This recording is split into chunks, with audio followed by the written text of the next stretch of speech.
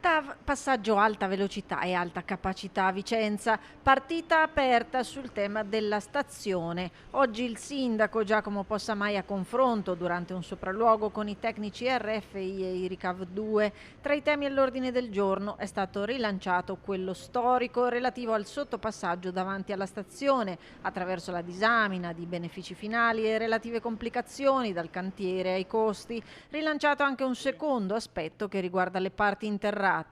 Noi insistiamo su un punto, e cioè che l'obiettivo deve essere quello di interrare la strada che passa davanti alla stazione e però di evitare invece che sia interrata la stazione e le funzioni della stazione, per cui per esempio la piazza Ipogea che c'è nel progetto non ci convince per motivi di sicurezza, siamo nella zona di Campomarzo, è importante il controllo, il presidio del territorio, quindi abbiamo chiesto di tenere in superficie tutte le attività della stazione e invece di continuare a insistere sulla progettazione davanti alla stazione per prevedere l'interramento della strada. Infine, in senso più ampio, è stato affrontato il tema relativo alla riqualificazione, rifunzionalizzazione e ripopolamento con lo sguardo sui negozi sfitti della stazione, da realizzare con interventi a breve e medio periodo. Oggi ci sono troppi negozi sfitti, è una stazione che non ci soddisfa, che non funziona così com'è, per cui servono investimenti. Intanto serve ripopolarla di attività e di negozi, quindi serve una politica dei prezzi più bassa che già sta mettendo in campo